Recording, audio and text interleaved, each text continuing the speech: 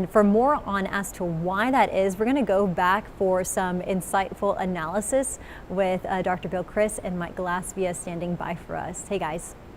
All right, thank you for that, Leslie. And they were, talking about, Bill, that's a big race here in Texas, but a lot of national folks watching that too to see how Ted Cruz does against Colin Allred. Yeah, well, not very. Cruz did fine, Yeah. And Allred's not going to win. And people have been asking me about that for weeks, if not months. And I mean, look, Texas is a red state. I mean, It's been a red state for decades. It's going to continue to be a red state for the foreseeable future. And certainly it's going to remain a red state until at least the state Democratic Party begins to understand why it can't get a majority of the votes in Texas that are cast. Mm-hmm. And why do you think that is? I mean, you have followed this for so long. You've got to have an idea of what it is that they're going up against that they're just not doing right. Well, what they're not doing right is what's happened in this country is that the Republican Party has become the party of essentially non-college educated males, mm-hmm. and the Democratic Party has become the party of urban, college-educated females. And if you're going to make a prediction about a person's voting inclination, right now in the United States, the best indicator of that is education level. Mm-hmm. And so what that means is that the Democratic Party, which has historically been the party of the poor and the working class, the Democratic Party is no longer the party of the working class. And the reason is because the working class has always been morally and culturally conservative. And you see a perfect example of that in the inroads that the Republicans have made in the Hispanic community in Texas and elsewhere.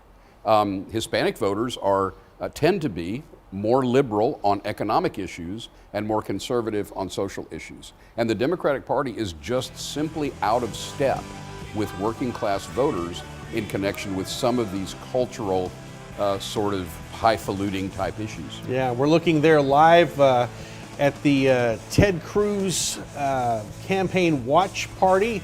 Who knows when Ted Cruz might show up there, but people have been talking about the fact that Allred has been able to keep this close and was within the margin of error and et cetera, et cetera. You have to remember that Beto O'Rourke did kind of the same thing, didn't he? Beto actually did better than I think Allred's going to end up doing.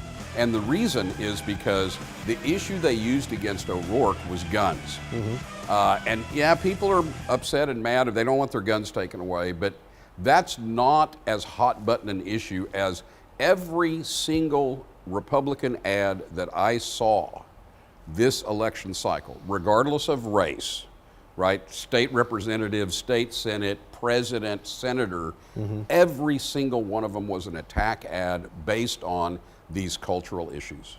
They're all, this guy voted to put men in women's locker rooms. Yeah. This guy voted to have boys compete in sports against girls. And as long as the Democrats keep handing Republicans that issue, which is a loser for mm-hmm. Democrats, Republicans are going to keep hitting them over the head and shoulders with it. Well, and here's the deal too, and this is as old as it gets in politics. You can get a message out. How accurate it is or not doesn't matter, because now the guy has to defend it, right? Well, yeah, that's the old LBJ tactic, right? Yeah. That's the old Johnson tactic as well. I'll tell you what I want you to do. I want you to go out there and run an ad that says, my opponent did X. And the aides are like, well, Lyndon, we can't do that. He didn't do X. He says, well, I don't care. I just want to see him deny it, right? And that's the whole purpose of negative advertising, is that the nuances get lost in the attack, right? Mm-hmm.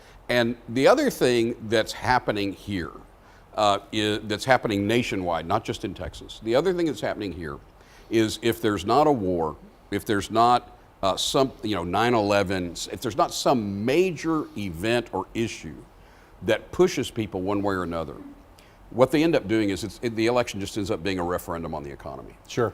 And as long as people are hurting when they go to the grocery store and they're going, "Dadgum, I can't believe a loaf of bread costs this much," the details get lost. And what happens is, well, Democrats are president now, I'm not happy, so I'm voting Republican. Economy always a big player. Well, and you know what? Races like this. In 4 years, if people are not happy and Trump wins this time, they'll vote Democrat the next time. Yeah. All right.